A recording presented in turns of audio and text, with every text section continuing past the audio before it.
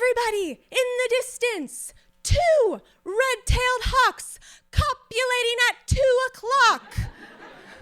And people lose their minds to see these birds.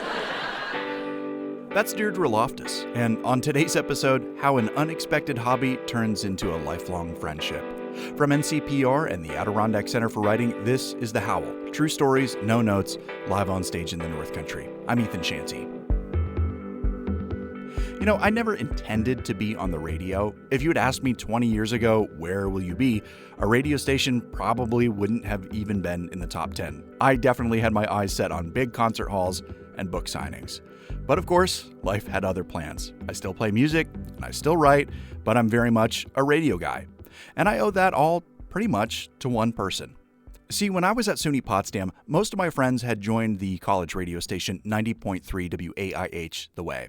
And for me, it was just a cool place to hang out. My oldest friend John also went to SUNY Potsdam. He convinced me to come and sit in on some shows. My friend Appleyard turned me on to some great new releases that they were getting at the station. But that was really about the extent of my interest. But it was my friend Jamie who said, well, if you're here, you might as well start training to do it for real. I took to it pretty much half-heartedly, really only doing it because I didn't want to let Jamie down, and then when I was done with my training, I kind of forgot about it. Until a few weeks later, she said, I've scheduled your air test, don't be late. And so, I showed up and I did all the necessaries. I played CDs, played a record, read a PSA, took a phone call request, I did my transmitter readings, and I found the whole thing kind of exhilarating. A few weeks later, I found myself hosting an all-vinyl show, Thursday nights at 11 o'clock. And really, I thought that's where it would end. I graduated college, I started looking for jobs, and I came up with basically nothing. Until one day, my phone rang, and it was my old concert band instructor from high school, Andy Van Dyne. He'd become the program director over at 99 Hits FM, a country station situated in a small trailer on the side of the road that played country music round the clock and NASCAR races on Sunday. He said, I heard you've got some radio experience, and somebody just quit. So what do you say I put you on the air for a few hours every afternoon? And so here I am, over a decade later, and radio is basically the only real job I've ever had. And I love it. And I owe that all to Jamie. So thanks. You never know when someone's going to cross your path and change your life forever. And on today's episode of The Howl, it's an unlikely bond, not over radio, but over bird watching. Here's Dierdre Loftus, live on stage at the 2018 Howl Grand Slam in Saranac Lake. I think that birding is the only sport that people start doing after they go through menopause. And yes, we in the birding community do think that birding is a sport, and we in the birding community like to pretend that it's really cool too. So bear with me tonight if you think birding's not cool, because it is. This is a thought that I find myself having as I'm sitting in a car next to my friend named Helen. Now, Helen is the sexiest 94-year-old that I know. She is smart and she is sassy, and she just got married to a 72-year-old named Peter. I'm sitting in this car with Helen, and I ask her, Helen, when did you start birding? And she says to me very plainly, well, I was in an abusive marriage. My husband refused to divorce me. I had a date on the calendar and a plan for killing myself. I was walking through the park one day, and I saw an eared grebe. It was the most magnificent thing I'd ever seen. So I got a bird book, I identified it. The next day I went back to the park, I identified another bird, and another bird, and another bird. Before you know it, my suicide date came and went. Birding saved my life. Now this was not the response I was expecting to this very generic question.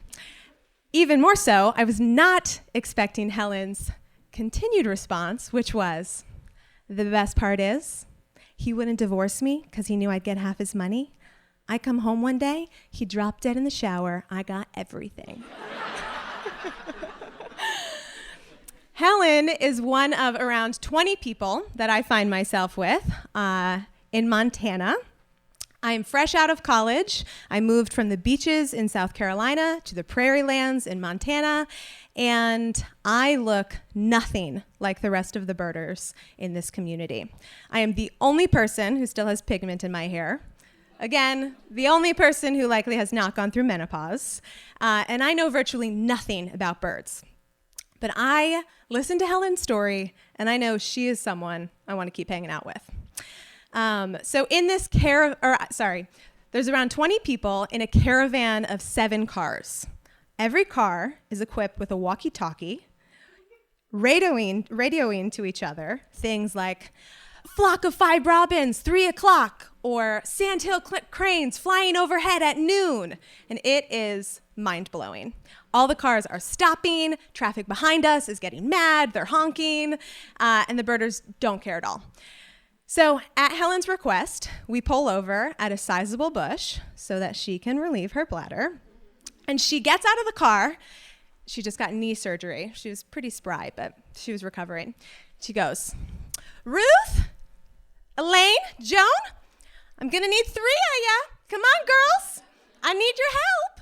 Peter, you can't come. And I watch as these 4 women giggle their way to this bush, and it looks oddly similar to 4 21-year-olds at a bar at 2 o'clock in the morning. I have no idea and cannot picture what they looked like behind that bush or why 3 people were needed and where they were placed around Helen's body. But I know they were giggling the entire time, and I thought that is what I want to be like when I grow up. So I want to keep coming back for more. Week after week, I keep showing up, and week after week, these birders keep pretending that I am part of their flock. So the next field trip comes up, and I get to know Sheila as my next birding friend. Now, Sheila is the owner of a wildlife rehabilitation facility, and her and I are talking, and mid-sentence, while she's speaking to me, a group of Canada geese flies overhead. And I know everyone in this room knows what a Canada goose looks like. They all look the same, right? Canada geese fly overhead. Mid-sentence, she says, "Oh, Norman! Norman! I'm so glad you found a flock! Walk! Walk! That's so great! We just rehabilitated him." The group of birders doesn't even blink an eye at Sheila literally trying to speak bird. And I thought to myself, I need to keep hanging out with this woman. I could not get enough of her. So later that week, I find myself at 4 o'clock in the morning, carpooling with Sheila to go and find a greater sage grouse. We didn't find it. And I think to myself, the last time I was awake at this hour was 6 months ago at a fraternity house, dancing on a bar. And I realize how different my life looks for the better, right? So again, I keep coming back for more. The next week, I meet a man named Will. He tells me, call me the bird man, and tells me to store him in my phone with that contact. Will tells a joke to the group. He says, "Hey, everyone, if a trumpeter swan can't trumpet, then does that make it a mute swan?" Oh, we've got birders in the room. And everyone bellies over laughing at this joke. I don't understand the joke quite yet. And Will notices that I don't understand the joke. So he kind of, again, takes me under his wing and tries to mentor me through the day, talking to me about birds, showing me the ropes. And he and I have our binos up. We're looking in the distance. He's teaching me about the importance of scanning. And again, mid-sentence, Will says, "Everybody in the distance, 2 red-tailed hawks copulating at 2 o'clock. And people lose their minds to see these birds. And I sit back and watch these birders bird, and again am amazed at how stoked they are for something that seems A, impossible to see, and B, like not that cool. But I'm interested, and I want to keep coming back for more. So it's been 3 years since I moved away from Montana, and I have since not gone through menopause, though I have become an experienced birder. I'm just as nerdy as all of the people who I met in Montana. And every now and then, I think back to them. I think back to when I was new to a community, to when I was fresh out of college, to when I knew no one and looked nothing like the people that I was trying really hard to be a part of. And I remember how they welcomed me with open arms and enthusiasm and kindness. And I'm very grateful for that. All of them were a little bit different from each other, and all of them had different opinions, but they loved each other, and they loved anyone who was new and anyone who was a stranger. So I hope that I will be that kind when I'm 94, squatting behind a bush with my two favorite gals, because every Norman deserves to find their flock. Thank you. Thanks to Dierdre for the story, and thanks for joining us for The Howl. Now get outside and watch some birds already. The Howl is written, produced, and edited by me, Ethan Shanty, with editorial supervision by David Summerstein. Live audio is captured by Doyle Dean. Bill Hanel is our digital guy, and Caitlin Kelly is our social media superhero.